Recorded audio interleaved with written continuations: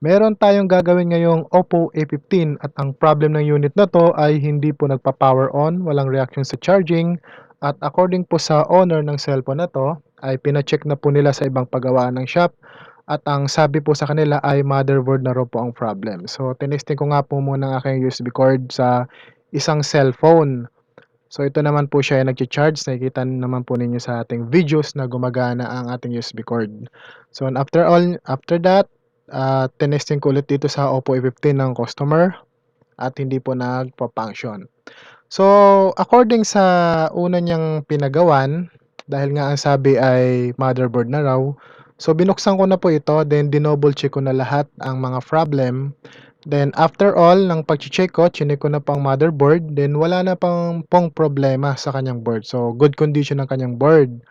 After ko ma-check ang lahat, napansin ko or nalaman ko na ang sira lang pala ng cellphone na 'to ay charging port lang pala at hindi motherboard. So, 'di ko alam kung bakit 'yun ang sinabi sa kanila ng una niyang pina-checkan. So, ito gagawin po natin dito ay charging port lang po at hindi po ang motherboard dahil wala pong sira ang kanyang motherboard, kundi charging port lang po ito. So, panoorin po natin ang video kung paano po natin nire-refer ang charging port. So, dito po ay hindi natin papalitan ang kanyang charging board or subboard. Ang papalitan lang natin ay ang kanyang port lang.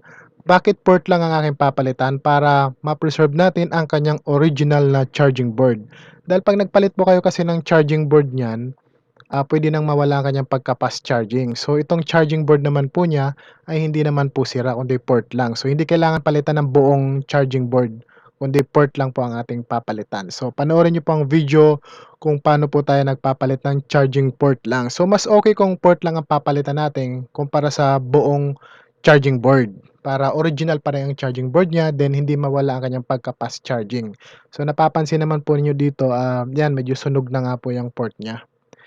So, watch the video na lang po para sa pagpapalit natin ng charging port. At o nga po pala, sa mga gusto magpa-repair ng inyong mga cellphone, PM lang po kayo sa aming Facebook page dahil sa Facebook page lang po kami nakakapag-reply ng inyong mga message. Yun nga lang, gabi lang kami nakakapag-reply ng tuloy-tuloy dahil umaga hanggang hapon kami po ay busy at nagre-repair po kami hanggang hapon po niyan. Kasi marami pong dumarating sa amin ng mga unit na pinapagawa, LBC, delivery, walk-in, galing sa mga province na padala. Yan po ay araw-araw namin ginagawa at tinatapos namin. Kaya yon, kung kayo ay may mga message na bandang umaga hanggang hapon, kami po ay hindi agad-agad makaka-reply. Pero pagdating naman po ng gabi, yan po ire-replyan na po namin ng tuloy-tuloy. Kaya mag-iwan lang po kayo ng message sa amin dahil sa oras na mabasa po namin yan, ay agad-agad po namin re-replyan yan. Then follow nyo po kami sa aming YouTube channel, TikTok account and Facebook page. Ang ating mga tutorial po ay naka-upload po sa ating YouTube channel na Gadget Site.